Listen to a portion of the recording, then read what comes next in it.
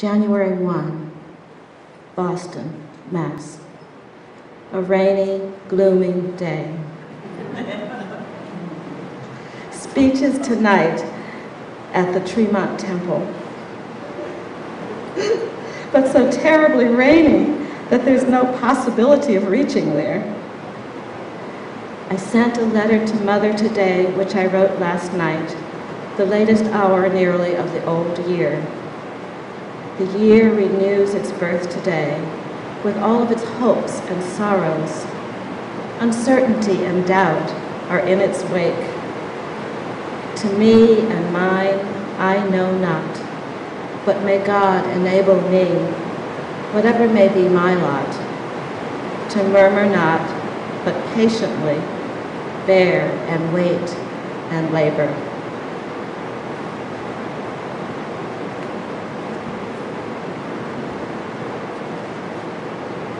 So that was the beginning.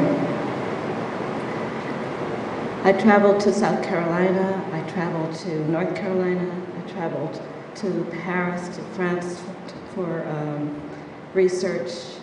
I met with many scholars, and eventually I uncovered many of the secrets of all the women in my family.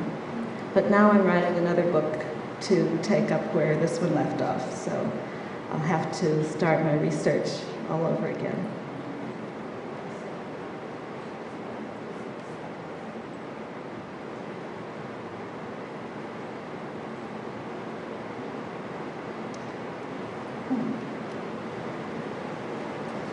So I'd like to take you, switch gears a little bit, and take you a little journey to Egypt. This is a book called Piramida Negra. It's called Black Pyramid, Piramida Negra. And this is a poem that I wrote as I was just beginning to uncover the secrets of Egypt. I was sent there first as a journalist with a photographer, and so the photographer and I had never met, and we found ourselves in the midst of great beauty and astonishing sights. The night train to Aswan.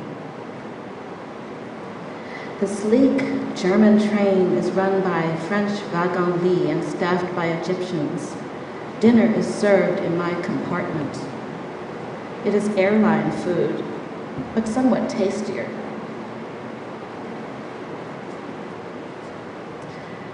Chicken and macaroni, rice pudding and an orange and a piece of cheese. It has gotten dark quickly, and all I can see outside the window are mysterious lights passing by. There, the shadow of a cart, a mosque, bright-colored lights strung up on a small town. I undress in the dark, open the blinds, and write the brilliant colored postcards I bought in Cairo, choosing which one will suit which of my friends. The Nile shines beside the train, and I press my face to the glass to see boat lights in the night. Then suddenly, over the loudspeaker, an announcement, "Ladies and gentlemen, happy meal, bon appetit." This is followed by wild, insinuating Arabic music. "Come to my club car for my party evening. Listen to Egyptian belly dancing music. It's a riot." Fred is the photographer, and I meet in the hall and go. The party car is hopping. Two girls in matching red t-shirts with little belts are sitting at one of the round tables. A gaggle of German teenagers arrives. There is heavy cruising. Tourists interspersed with Egyptians. The car gets crowded. The sound of laughter and merriment increase. Egyptian music has been replaced by 50s rock and roll. Glasses clink. Then suddenly over by the bar, where there is now standing room only, a true punk makes an appearance in a dazzling fuchsia mohawk. The music seems to pause, just a beat. All heads turn. It is the moment that everyone has been waiting for, the height of the party. The music grows louder, heavier, sound effects come. Barking dogs, a car crash, run, run, run away, da, da, da, ah. And in the midst of it all, here I am, on my mystical quest to Egypt. It is so strange and incongruous, and yet there's something truly marvelous about finding myself on this rock and roll train into the past. But later in the night, in my compartment once more, I sense we are farther into the heart of Egypt. I see the silhouettes of palms, black against the indigo sky. I become so excited I cannot sleep. These are not the palms I've known and loved in southern Spain, southern California, and southern France.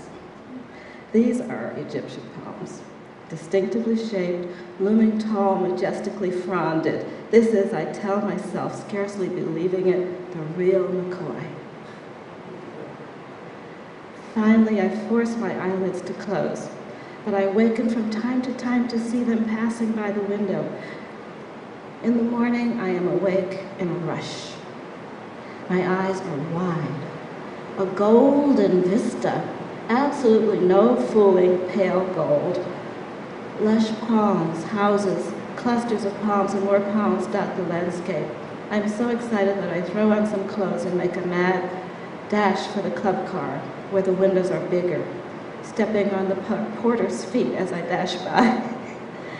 He is a sweet brown boy whom I love, and knowingly he makes coffee for us right away. I feel privileged to see this Nubian morning.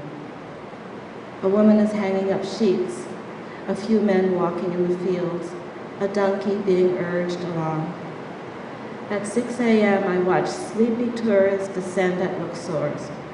We are going farther south, to Aswan.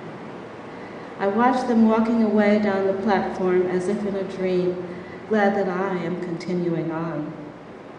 Something on the train makes a soft musical sound as we slowly leave Luxor. It is like wooden pipes striking together.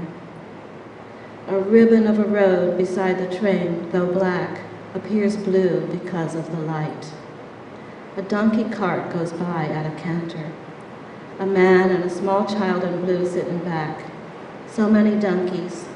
They, with their peculiar gait, are even more of an indication of exotica than the camels I begin to spot working in the fields or ambling along the roads. Not since my first transatlantic crossing to Europe years ago, when I stood transfixed on the upper deck and Spain was pointed out to me on the left, and Africa lay, a vast unknown entity, on my right, and I felt pulled in each direction. Have I felt so excited? Finally, Africa. It really is like coming home.